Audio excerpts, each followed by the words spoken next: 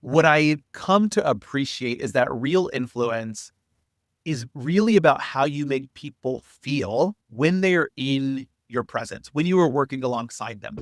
Welcome to another episode of Chief Influencer. I'm your host, Anthony Shop, co-founder of Social Driver. Let's face it, Washington is the center of influence in the US and arguably in the world. Chief Influencer features leaders who have figured out how to break through in today's fragmented and fast-changing environment.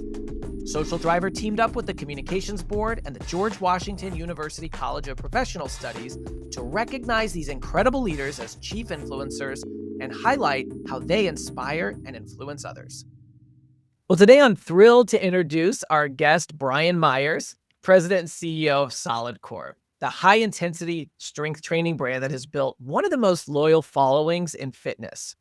Now, before we start, here are a few things I think you should know about Bryan. First, he knows how to scale a brand without losing its soul.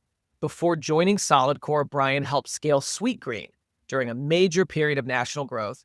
And at solidcore, he's continued building with a clear point of view about culture, client experience, and what makes a brand truly stick. Second, he leads from inside the experience. Bryan is not just the CEO of solidcore, he's also an active solidcore coach, which gives him unusual credibility as a leader and reinforces a personal brand that's rooted in discipline, community, and high standards, as you'll hear. And third, Bryan is the kind of leader whose influence shows up in both business results and in the culture he helps to shape. He was recognized as an EY Entrepreneur of the Year, and he's also been recognized by the Washington Business Journal as part of its CEO of the Year awards. Bryan, you've been called a growth-minded CEO, Entrepreneur of the Year, solidcore CEO, and coach. Well, today we're thrilled to call you a Chief Influencer. Welcome to the show. Thanks so much, Anthony. Excited to be here with you today. Did you teach a class this morning, Bryan? I did not teach a class this morning, but I did take a class this morning. And I'm still mildly sweating and my muscles are still shaking, but I'm here and I'm fully present. That's good. I love that. I think a lot of people are familiar with solidcore. You're growing really quickly. But for those who may not be familiar with the name, or maybe they've seen it, they don't really understand it, how do you describe what solidcore is to your audience? Yeah, so if you're listening to this and you haven't tried solidcore, please come check us out. We would love to have you under the blue lights.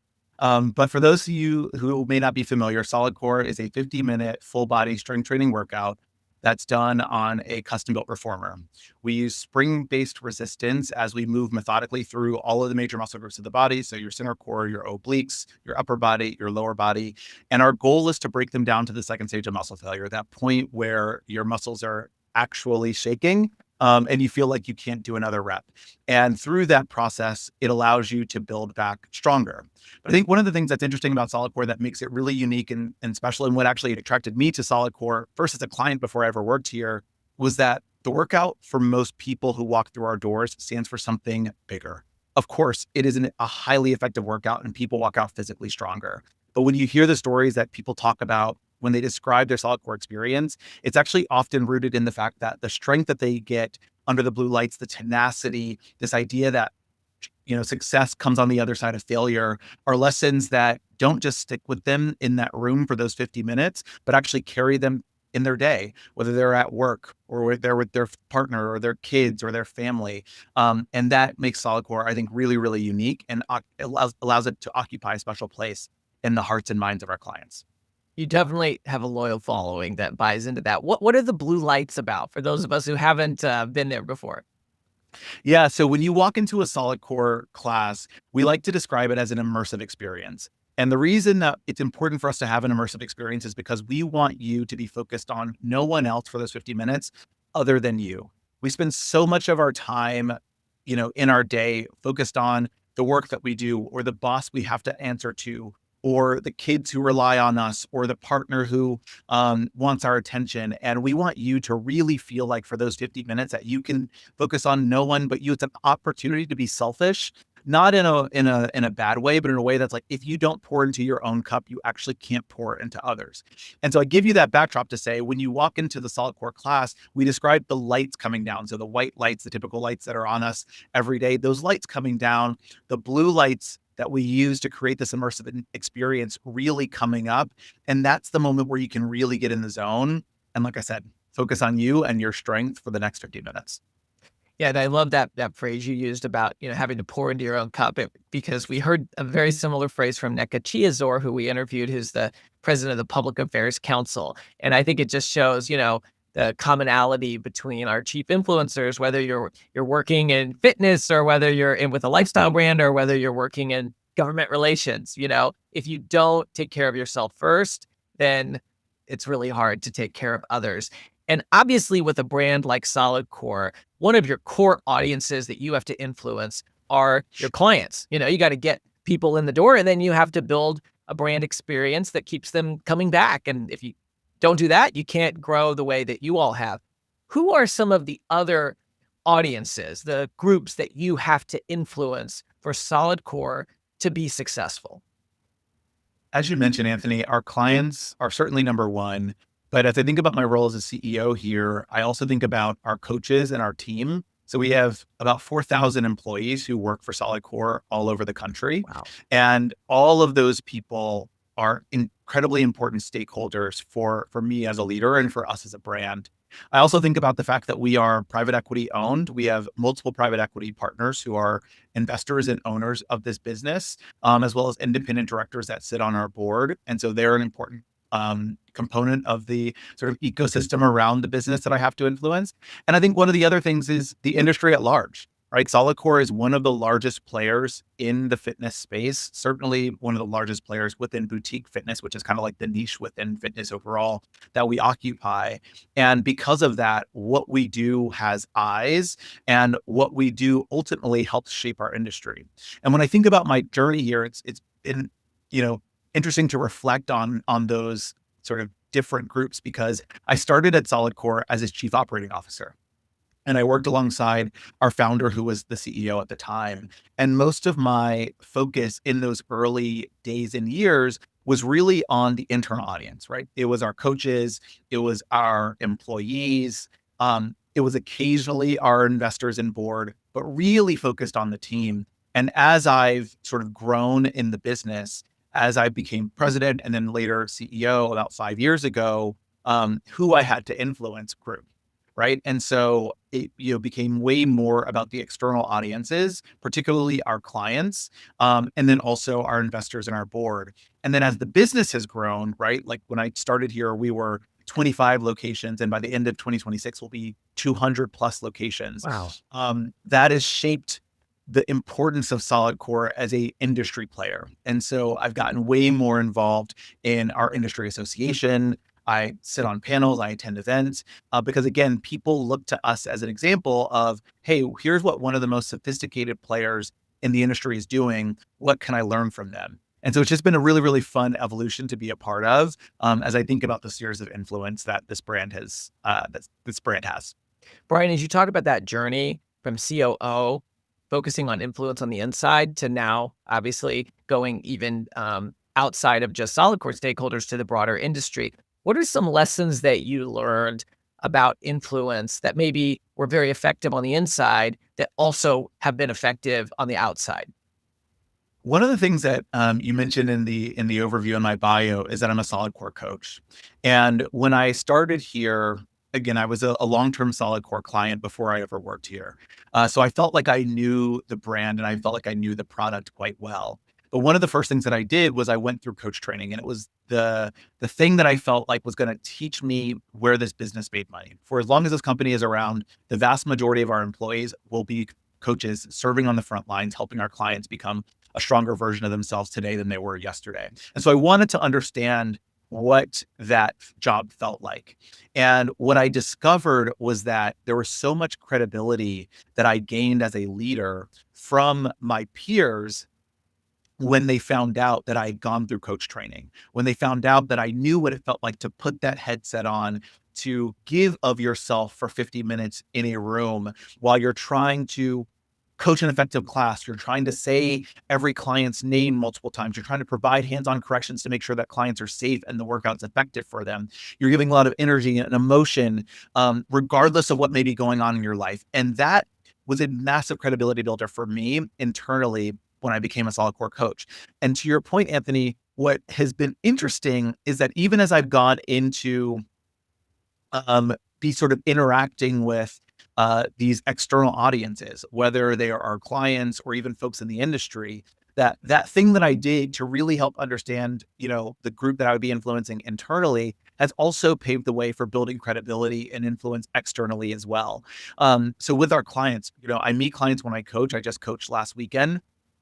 And clients will come up to me and they would say things like, Bryan, it's so amazing to meet you. And I so appreciate that as a CEO, you take the time to be in studio and understand what clients are experiencing, that you are accessible because you are a coach.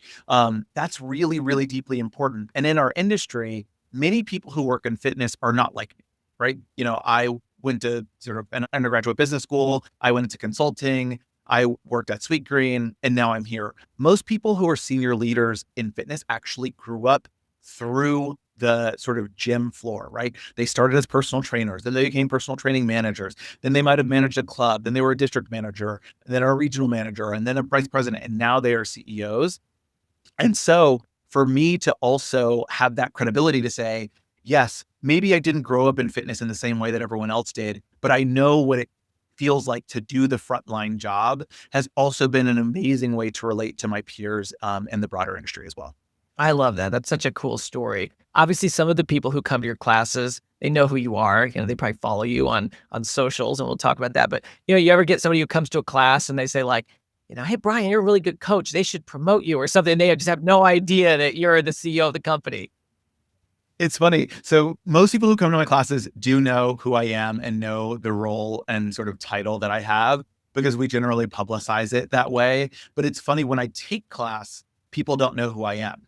And so there have been moments when I've taken class and, someone has come up to me because, coaches will call me out as a coach, but not necessarily as CEO. And so they'll come up to me, they'll ask me a question. And then I'm helping them. I'm like, hey, can I get your email? I want to follow up on this. And then I'll email them from my work email. And they're like, oh my God, I had was asking the CEO for help with my account, or I wanted to upgrade my membership or whatnot. And so it's in those moments that it's funny because for me, at the end of the day, it's servant leadership, right? Like I'm in the studio and my job is to make sure that every client walks out and has an incredible experience, the best that we can. And people are like, oh my gosh, if I had known that you were the CEO, I'd have never asked you to do this. And I'm like, no, because I am the CEO, it actually makes more sense for me to do this because my goal, my job is to make sure that you walk out feeling really, really great about your experience and you get what you need.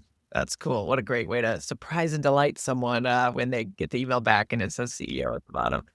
So in your case with solidcore, there's an opportunity to, obviously it took a lot of work, but to become a coach and to continue doing that. Somebody who's a leader of a different type of organization, like, say they get hired to run a medical association, they can't, go become a doctor necessarily. What advice do you have for leaders that are inspired by sort of how you have connected with clients and with team members by getting in the trenches in that way? But maybe it's not something that they could do exactly like you could. What advice would you have for them about how to connect the way you have? At the end of the day, it's about spending time with people and deeply understanding what they do. And you're right, Anthony. In my case, I can actually train to become a solidcore coach.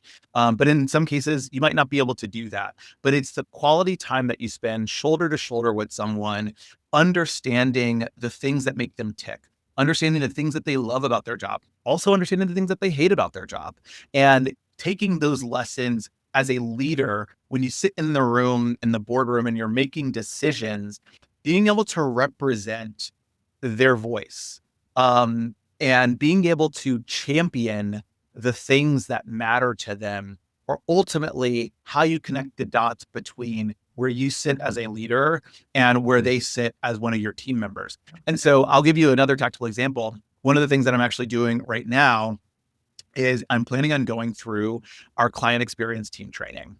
And Will I do this in the same way that I coach? Probably not. But one of the things that I know is that our client experience team, they're often on the receiving end of poor experiences, right? It's when people reach out to the client experience team, it's because they usually did not have the experience that they were expecting. Yeah. They're usually looking for something from us or some sort of resolution. And I want to understand what it feels like to be on the receiving end of that. I also know that, sometimes I get Instagram DMs or TikTok DMs or comments where people will say, "Hey, I reached out to customer service and I haven't heard back yet." And I know our average response time is less than 2 days. And so I want to connect the dots between why do our clients sometimes feel like they're not being heard when I know what the data says about our response time. And so again, do I think I will work customer service every day? Absolutely not. However, do I think it's important for me to spend time shoulder to shoulder with our client experience team to deeply understand their role so I can better support them as a leader and also so that we can better support our clients? Absolutely. And so I would say to those who are out there who are thinking about this is like find those frontline roles and do the work to deeply understand what they go through day in and day out and what makes them tick and incorporate that into your leadership philosophy. Yeah, there's opportunities to shadow or to dive in to be part of training, and that might reveal really important takeaways that as Yeah. CEO can help you, drive the business forward. You talked about sort of the voice of others and listening. I want to talk about your voice showing up as Bryan, authenticity. Is this a leadership advantage for you and other leaders who really lean into that? My personal opinion is it is. I worked when I was at Sweetgreen before I joined Solidcore. I worked for a woman named Karen Kelly, who was the president of the business at the time. And it was in watching her show up fully as herself, flaws and all, that it made me sort of appreciate that by letting people in, showing people who you are, humanizing leadership, it actually allows you to be more influential, to build deeper connections with people that make it such that people want to run with you, that they want to be on your team. And so after watching her and learning a lot from her, that lesson among many, I really started to think about how do I show up and what are the things about my experience that are unique and that are different. And whereas I think some people historically would have said, hide those things, shield people from those things so that you don't stick out. I decided that I was going to take a slightly different approach to that and say, lean into those things, because at the end of the day, those things no one else around the table has. That unique set of experiences, no one has that combination. And so therefore, your vantage point is different. Your perspective is valuable.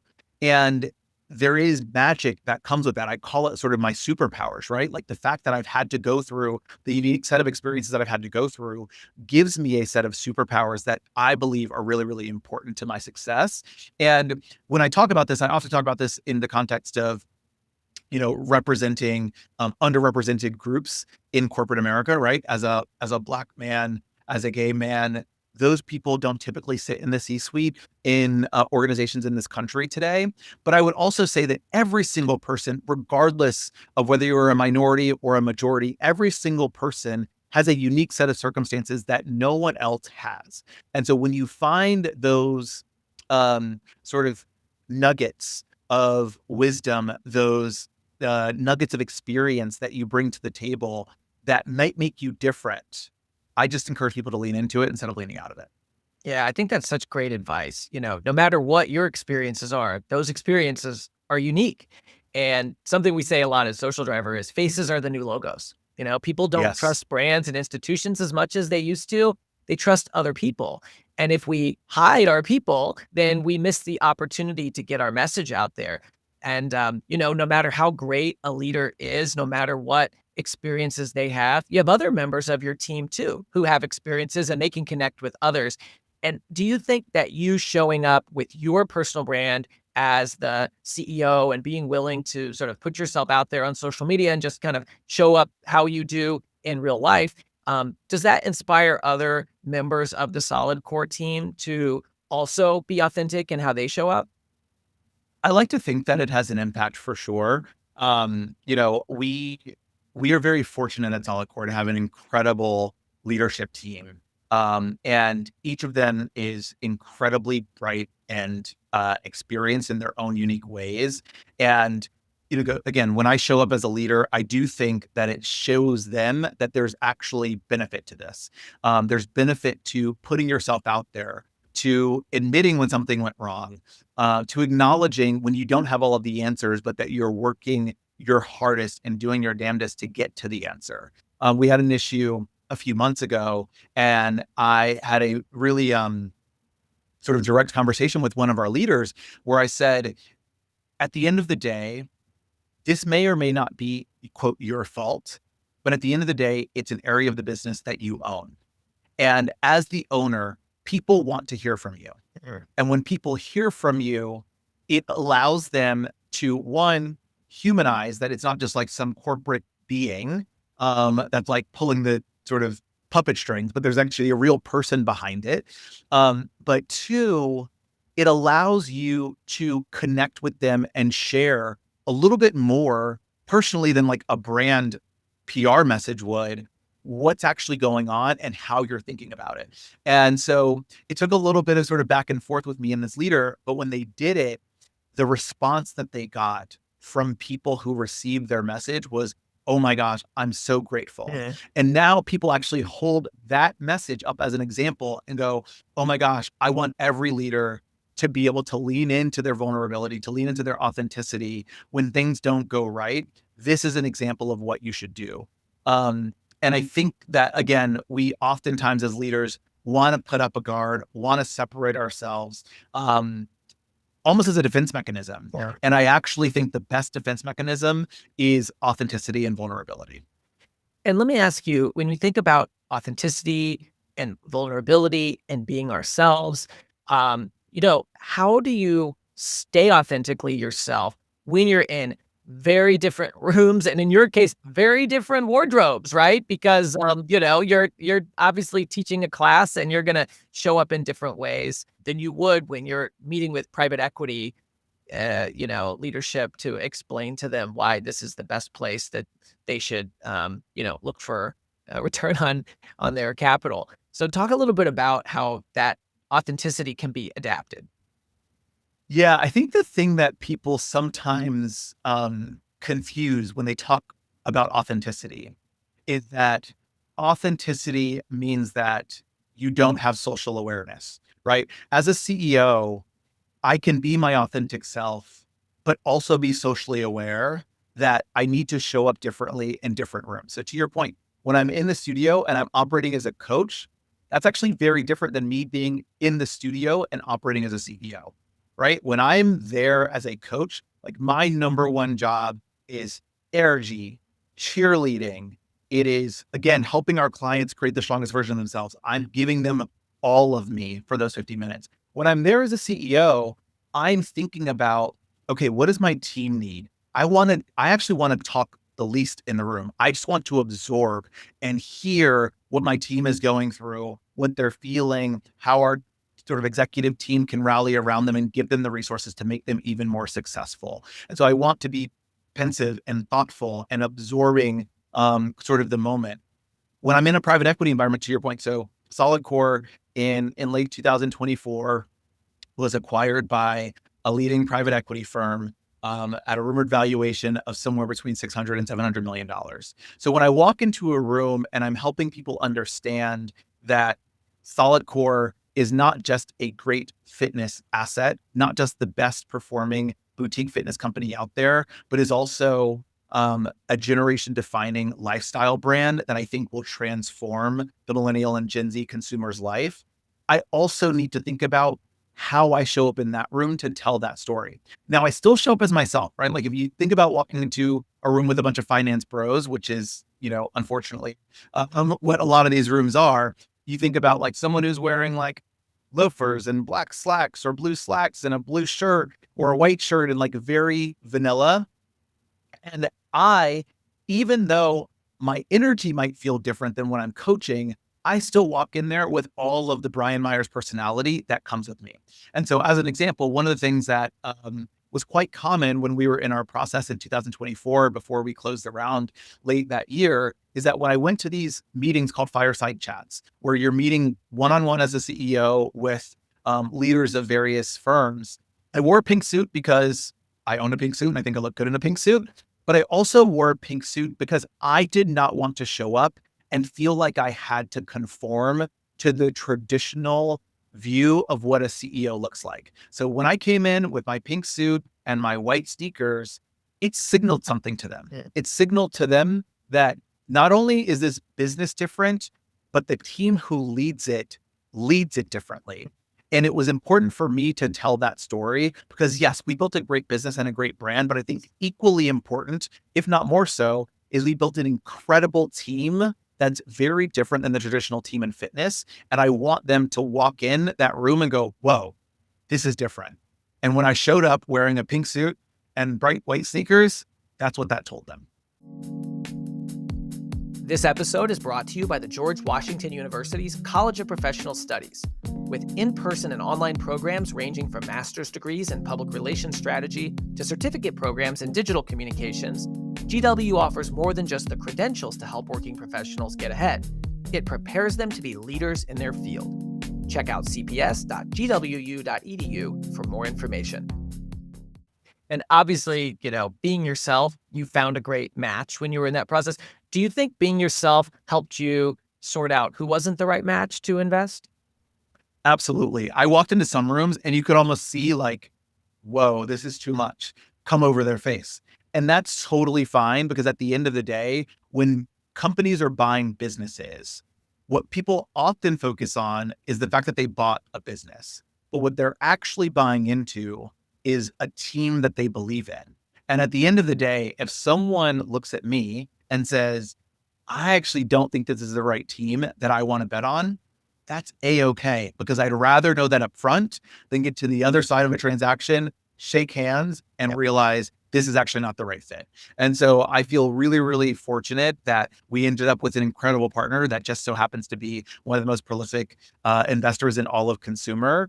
And so they come with great experience, but they come with a deep appreciation for the team that is helping to build, again, what we believe is a generation defining brand. Yeah, and I think that's such a great point. Bryan, I mean, our brand and our brand assets are one thing, but there's a team behind it, the real people. I mean, that's obviously, such an important component. Can't really separate those. And you have to really show who that team is and what they believe in, because you're not just investing in a brand. If you're that PE firm, you're investing in a team. And I think that's such a good message, whether it's in dating or business development or life. If you position yourself as something you're not, you might get that short win, you get the next meeting, but then it's going to fall apart because you can't be someone else forever. And so Forever, just exactly. being who you are is going to mean that some people are going to say, yeah, that's not for me. But then the ones that do resonate, they're going to know what they're getting into. So it's kind of an interesting lesson that we could probably apply in many areas. And I love the pink suit example. I just think that's so cool. I want to talk a little bit about how you see your own personal brand supporting your corporate brand. We've talked about kind of offline, like showing up in person, but also you're very accessible to clients and team members, not only showing up because in studio, taking classes and teaching classes, but also online, LinkedIn, Instagram, we see videos of you on TikTok.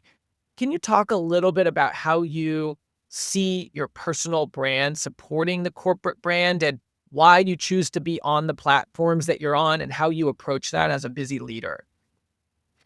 It is one of those things, Anthony, that even sometimes when I'm doing it, I'm like, oh my gosh, this is so much of my time. I can't believe I'm spending time on this. And when I see the impact, I have to remind myself, oh, this is why I spend time on this. This is actually one of the greatest investments that I can make. Because to your point, people want to understand the people behind businesses. And it's easy when you're a consumer or you're an employee to rage against the machine. And when someone makes a decision that you don't like, it's like you get behind the keyboard and you start going off. And then you connect with the human and you realize, oh, this person's not a bad person. They may just see the world differently than me. They may have access to information that I don't have access to.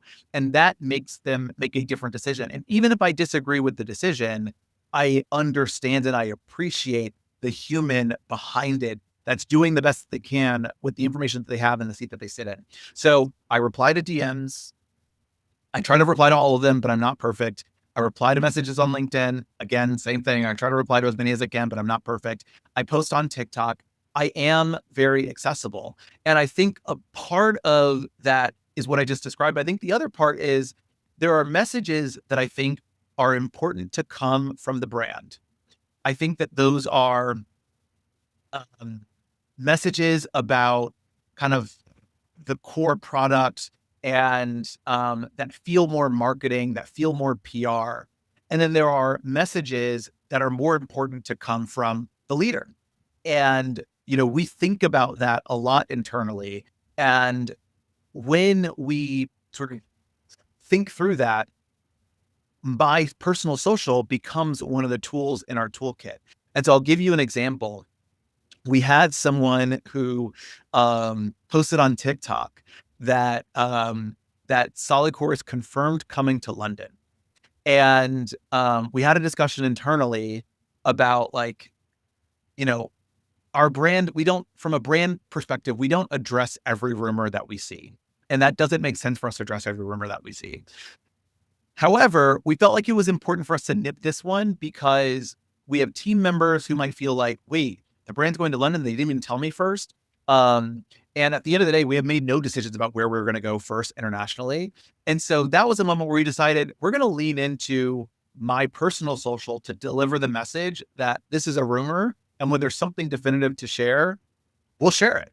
And when a brand delivers in that kind of message, they might have delivered it in the way that I just articulated, which is we are not going to London. When there's something definitive to share, we will share it. But because it's coming from my social, it takes on my personality. And so in that particular example, I led that comment by saying, girl, this is not true. When we have something to share with you, you'll be the first to know. And it would have never made sense for the brand to lead the message in that way. But coming from my personal social, we could. And so my voice, my personality actually allows us to be a little bit more playful with our clients and with our team than we otherwise might be from a sort of fairly buttoned up, pretty professional brand. Another sort of quick example of that just pops into my head is, we do this challenge called Solidays. And it is a challenge that we do in December, and it challenges our clients to take 10 classes in 15 days. And so they are really working hard. And on the other side of that, they receive a piece of limited edition merch that you can only get if you participate in the challenge. And so wearing it not only allows you to wear the solidcore brand, but it becomes a badge of honor because anyone who's walking around knows exactly what you had to do to get it. And so we were working on pickup for all of our Solidays prize participants.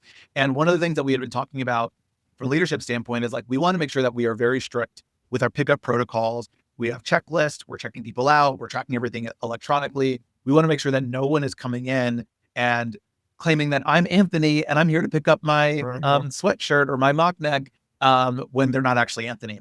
And so I made a funny TikTok, which was a voiceover of a Judge Judy audio. And the caption was POV, you try to pick up your sweatshirt and you're a scammer.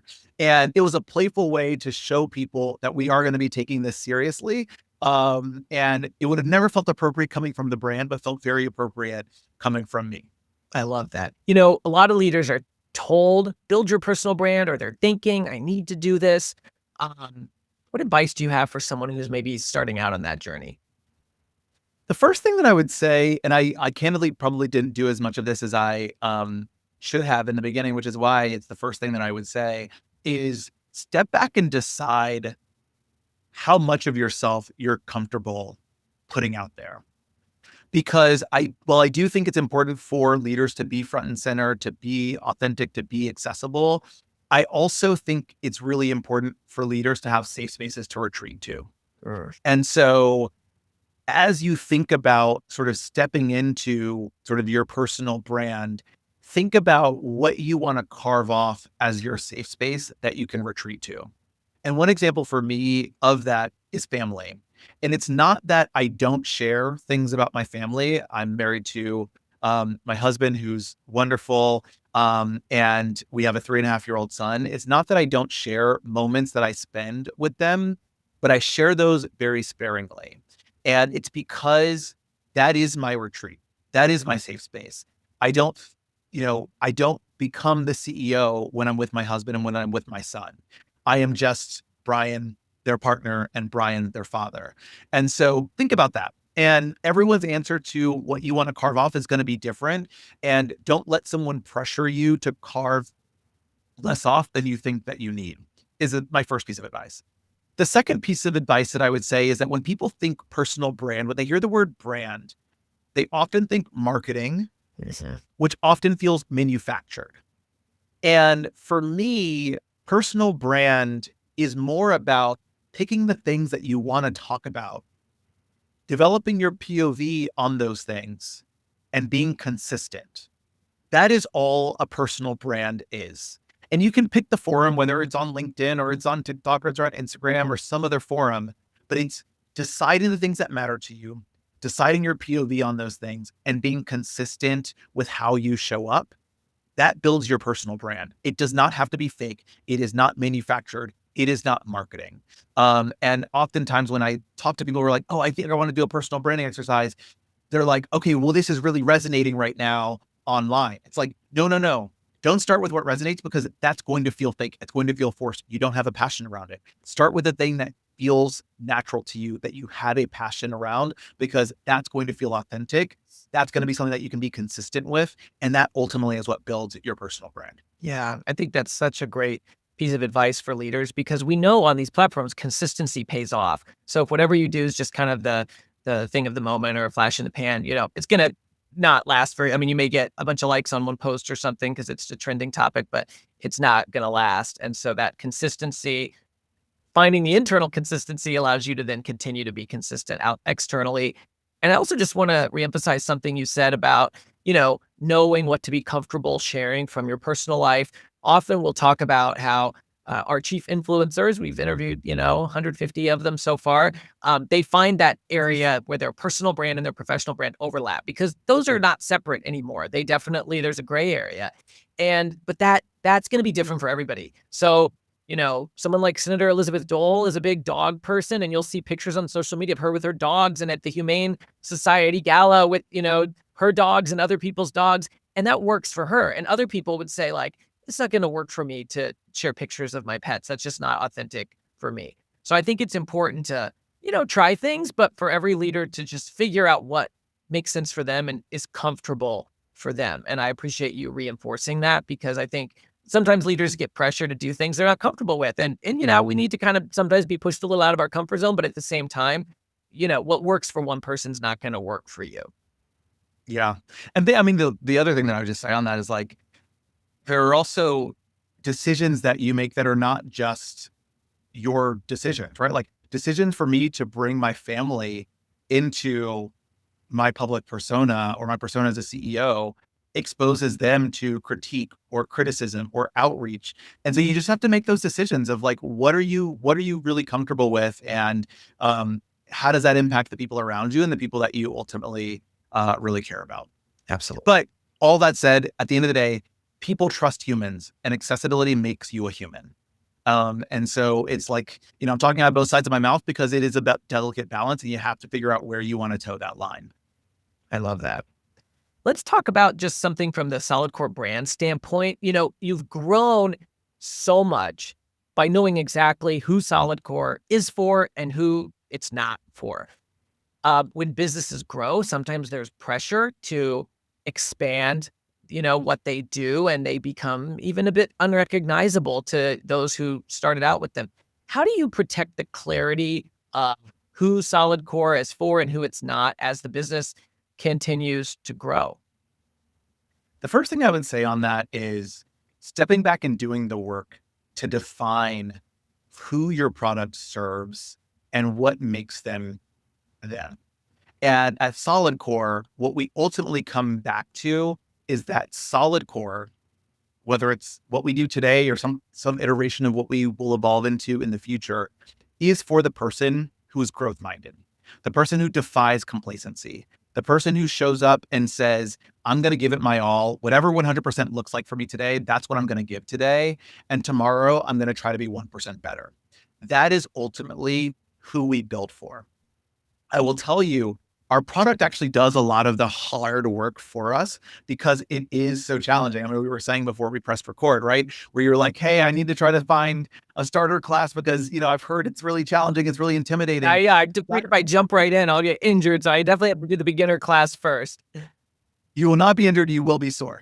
But what I will tell you is that actually ends up weeding a lot of people out, right? Because if you think about the person who I just described, the person who's like, I'm going to show up and give 100%, I'm going to give it my all, whether that's, what the person next to me is doing doesn't actually matter. I know that I'm giving it my all and I'm going to try to be a little bit better tomorrow.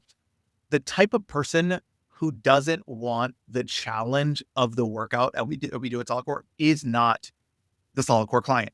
And that is okay. There are billions of people in this world. We don't need billions of people to build a really successful business. And I think that's the thing that I always come back to when I talk to the team, which is at the end of the day, we can build a very successful solidcore studio with hundreds of clients. And so we should not attempt or even consider peanut butter spreading something that's going to be like, oh my gosh, now we have 10,000 clients. It just doesn't work. The math doesn't work and we don't need it to work. So let's build for the person that we actually deeply care about. And we've had an interesting experience recently. As the brand is growing, we are starting to step into some new things. And so we are actually testing right now at our studio here in Washington, D.C. in the Navy Yard neighborhood, what we're calling our innovation lab. And it's a new potential format that we may consider rolling out as a part of the broader solidcore ecosystem. And a lot of the early online chatter around it before we even started it was that we were going to build a easier version of the workout to be an on-ramp for people, which could not be further from the truth, because at the end of the day, we're not building for the person who wants something easier. We're building something for the person who wants the challenge. They want to walk out feeling completely exhausted. And what we are experiencing, really interestingly, today's actually the last day of this sort of limited run of the innovation lab, is when people walk out of that class, they walk out of that class completely gassed. We've had people unfortunately walk out and vomit. But they walk out feeling like, oh my gosh, that was one of the hardest things that I've ever done. That pushed me in ways that I didn't know that I could be pushed. And that was an experience unlike anything that I've done before. And at the end of the day, that's solidcore. Sure. And so whether we're doing a class on a reformer or we're doing a class on the floor or we're doing a class on trapeze, whatever, it doesn't matter. Those things need to be consistent because that's who we're building for. Yeah. I think it's such a great way to sort of wrap up this part of the conversation before I ask you our final question, because, you talked earlier about, from a personal brand standpoint, that balance between being consistent with who you are, but then also, adapting and showing up the way that you need to show up in different spaces. And it sounds like that's actually the way a brand needs to think about how it shows up, because you're meeting different markets. You have to know exactly who you're for. You have to, keep that core audience in mind, people who want that intensity, while at the same time being willing to innovate and try new things, So I think that balance that's there comes across for the brand, but also comes across for you personally. Yeah. One of the things that I often say before I, stand up and give a talk to our team, or if I'm, on a panel, is at the end of this, how do I want to make someone feel?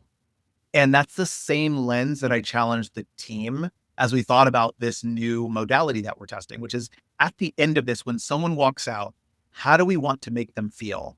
Because what people are attracted to is a feeling.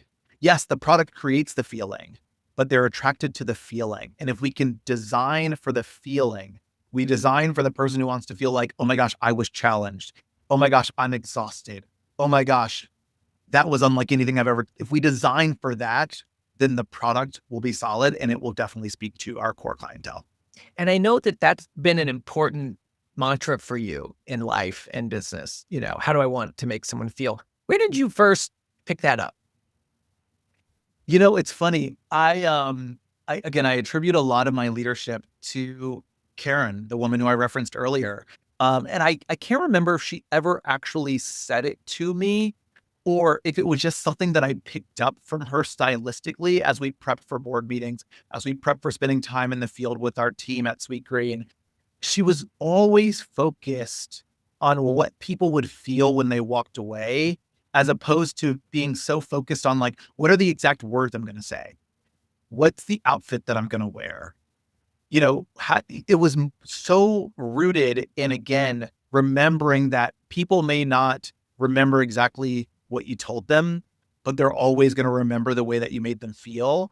And obviously there's a famous quote on that, but like that lesson has never left me from my time working with her. And again, it's something that I pull through in all of the things that I do. That's great. I love that. Bryan, as we wrap up, I always want to ask our guests on Chief Influencer this question. How do you define influence today? And has that changed for you over the course of your career? It's a fantastic question. And I would say, first and foremost, yes, it has changed. I think when I was earlier in my career, I had this view that influence was about persuasion, that it was, how do I get people to do what I needed them to do? Right. Like you think about leadership and you're like, okay, like I need someone to execute this thing. And so like, that's how I influence them. But that at the end of the day is transactional. And what I come to appreciate is that real influence is really about how you make people feel, to what we were just describing, when they're in your presence, when you are working alongside them. Because when you figure out the unlock to making them feel the way that you want, that is when they will run through a brick wall for you, right? I can think about the leaders who influenced me the most. Again, Karen is a perfect example. It wasn't about her convincing me to do things. It was really her teaching me that I was capable of doing things that I thought were limitations, that I thought were beyond what I could achieve and accomplish. And that to me is a different level of impact that lasts longer and is more influential than any sort of brute force. I need you to do this thing, so I'm going to figure out how to get you to do this thing. And so that's how I define influence. And again, it has evolved and changed as I've, I guess, matured in my leadership over the years. Oh, that's such a great way to wrap up this conversation. Influence, it's a feeling. So many people think about influence as, did somebody do the thing I want them to do? Did I persuade them? But they could do it begrudgingly and then they could run away, right? Influence is that feeling. Did I get someone on board? Is this something that they feel good about? And you showcased so many examples of that through the conversation we had today, Bryan. We talked about how you interact with clients when you're teaching a class or when you're next to them in a class and you answer their question and they're shocked to get an email from the CEO as a follow-up. And you want them to feel valued. You want them to feel like it's a great experience because your business is about having them come back time and again. And as you said, continue to come back stronger than they were before. We talked about your own team and how you listen and show up authentically so that they recognize that you see it from their perspective and how you built that credibility by becoming a coach and continuing to do that.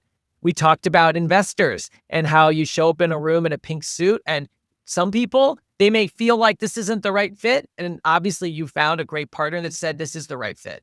And, that has been a long lasting partnership. And it's better if we show who we really are up front because we will find the right match so that we can invest in those relationships.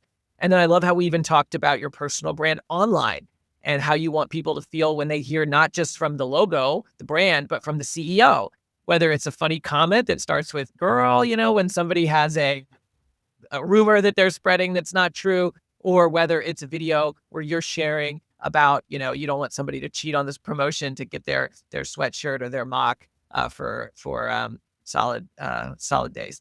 And so I think that, this idea that influence is a feeling flows through every audience that you talked about, every stakeholder group. And there's so many lessons for leaders and communicators of all kinds that we can take away from the discussion today. So thank you so much, Bryan. with solidcore, for sharing your story with us today. I know I learned a lot, and I bet a bunch of people are thinking, sounds like a pretty cool brand. Maybe I'm going to check out the blue lights. So definitely go to solidcore if you want to learn more about this fast growing brand and why it's taken off.